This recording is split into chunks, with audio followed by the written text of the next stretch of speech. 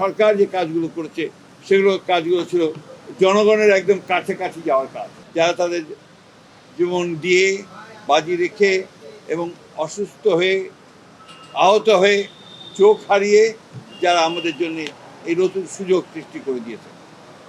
আজকে মাননীয় প্রধানমন্ত্রী এই আন্দোলনে বাংলাদেশ জাতীয়তাবাদী দলের সঙ্গে যারা ছিলেন, যারা একসাথে যুগপৎ আন্দোলন করেছেন দীর্ঘ 15-16 বছর, তাদের নেতৃবৃন্দকে তিনি আহ্বান জানিয়েছিলেন আজকে কথা বলার জন্য, তাদের সঙ্গে একসাথে একটু সামান্য কিছু ডাল ভাত খাওয়ার জন্য।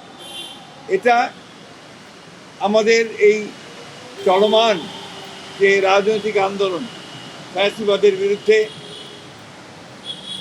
আপনার উগ্রবাদের বিরুদ্ধে এবং একই সঙ্গে স্বৈরাচারের বিরুদ্ধে, সেই আন্দোলনের আরও বেগবান করবে, আরও শক্তিশালী করবে বলে আমরা বিশ্বাস করি।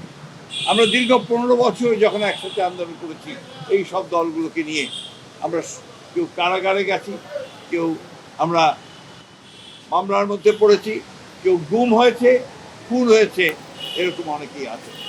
বাংলা কিউআর যেখানে নগদ পেমেন্ট সেখানে। সারা দেশে 10 লাখেরও বেশি মার্চেন্টে নগদে পেমেন্ট করুন খুব সহজে। আজকে সেই জন্যই একটা আবেগ ঘন পরিবেশ সৃষ্টি হয়েছিল। মাননীয় প্রধানমন্ত্রী তাদের সকলের সঙ্গে অত্যন্ত আন্তরিকতার সঙ্গে দেখা করেছেন, প্রত্যেকের সঙ্গে, এবং তিনি কথা বলেছেন। আমাদের অনেকগুলো রাজনৈতিক দল তারা কথা বলেছেন, তারা সবাই মাননীয় প্রধানমন্ত্রী যে শুরু সরকার চালানো, সেই শুরুটাকে তারা অত্যন্ত প্রশংসা করেছেন। এবং এই যে মাননীয় প্রধানমন্ত্রী দেশে ফিরে আসার পরে সমস্ত দলগুলোকে ঐক্যবদ্ধ করে তিনি যে নির্বাচনের যে সংগ্রাম, নির্বাচন যে পরিচালনা, সেই নির্বাচনের মধ্য দিয়ে একটা 2/3 মেজরিটি নিয়ে এসেছেন, সেই জন্য তিনি তাদেরকে এই রাজনৈতিক দলগুলো তিনি আন্তরিকভাবে ধন্যবাদ জানিয়েছেন, শুভেচ্ছা জানিয়েছেন, এবং তিনি তাদের যে অবদান সেটা দেশ চিরকাল মনে রাখবে, সে কথাও তিনি বলেছেন।